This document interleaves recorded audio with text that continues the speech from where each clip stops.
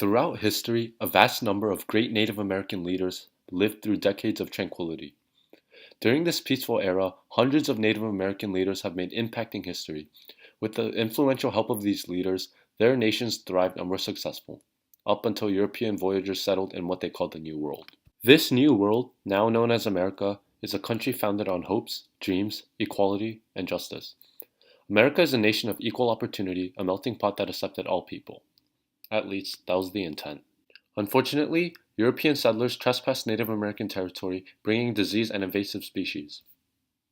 While the indigenous people were welcoming the Europeans, there are countless accounts of European American encounters that involve betraying and killing for selfish gains for the Americans.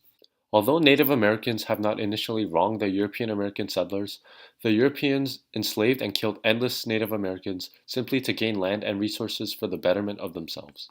Can the Native Americans be blamed for retaliating after many were enslaved, robbed, and slaughtered? In history textbooks describing American history, these people were depicted as bloodthirsty savages. But what about the Americans who infringed treaties, ruining the Native American way of living? What about the European settlers who stole North American land from the natives, limiting the freedom of these indigenous people? A treaty is defined as a formal agreement between two or more states or nations in reference to peace, alliance, commerce, or other international relations. Over 500 of these treaties have been made with Native Americans over the course of the past few centuries. However, over 500 treaties have also been broken, altered, or nullified in favor of the American federal government.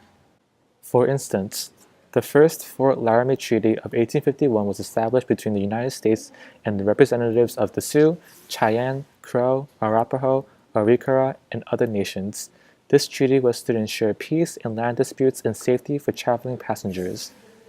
The United States was to pay $50,000 for 50 years in return of building forts and settlements in the Native American land. However, this treaty was almost immediately broken. Eventually, one of the most significant treaties between the European Americans and the Native Americans was established. This was known as the Second Fort Laramie Treaty of 1868. This treaty guaranteed reservation of the Black Hills Territory, a land sacred to the Native American culture. However, upon the discovery of gold, which was a result of American prospectors trespassing the land, the American government issued orders to invade the land in order to mine for gold. With the vision of greed, the Americans proceeded into the sacred precious land of the Native Americans. Because the Americans found gold, they ordered the Native Americans to migrate to allocated reservations. However, among the history conflicts between the Native Americans and the Americans themselves, there have been a few bold Native leaders who were willing to fight for the justice of their people.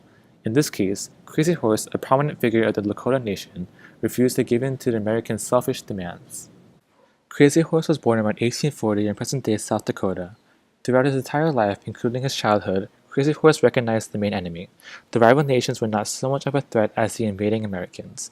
Crazy Horse refused to have his picture taken or have his signature documented.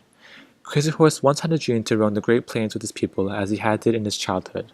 However, with the Americans advancing westward and into the reservations, his dream was fleeing further away. When the Americans invaded into the Black Hills Territory, Crazy Horse decided to fight back for his dream.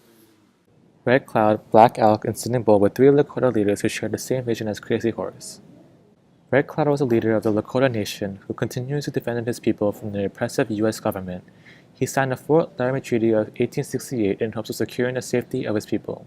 Black Elk was another leader of the Lakota Nation who shared his stories, beliefs, culture, and emotions about the American government. He spoke for his people about the injustice and unfairness that they had to experience. Sitting Bull was a Sioux warrior who lived the majority of his life disturbed by the expanding American nation. He commanded his people in many battles against the Americans. He had a great heart for his people as he prioritized the safety of his people, while Crazy Horse focused on the defeat of the Americans in the Battle of the Little Bighorn.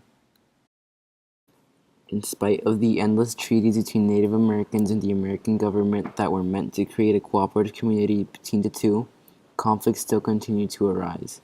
Illegal trespassing, constant battles, and violent fights always broke out between the two sides.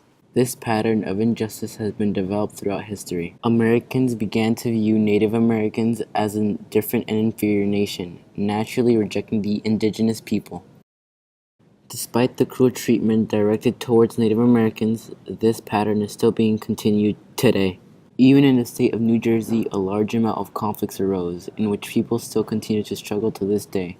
The Ramapos are part of the major Native American nation in the northern New Jersey region. Currently a leader of the Ramapo Nation, Chief Dwayne Perry proudly represents the Ramapos and defends his people at all costs. He works tirelessly to create an equally beneficial environment for all Ramapos. Furthermore, Donald Trump's 2016 election jeopardized the Ramapos and their identity because of their past encounters with him. In 1993, Trump began a campaign to refrain nations from being federally recognized because if they were to be recognized by the government, they could build casinos, potentially creating competition between Trump and the natives. Because of Trump's presidency, Chief Perry says that the Ramapos will either last another 1,000 years or get wiped out entirely. The Ramapo Nation could potentially crumble. Despite the hundreds of broken treaties, American prejudice against natives, and horrid treatment by the American government, the indigenous people were not afraid to continue to fight back. They were determined to protect the value of their culture and people regardless of their obstacles. Many of the predominant leaders during the continuous conflicts with the federal government verbally and physically fought with American soldiers and the American government.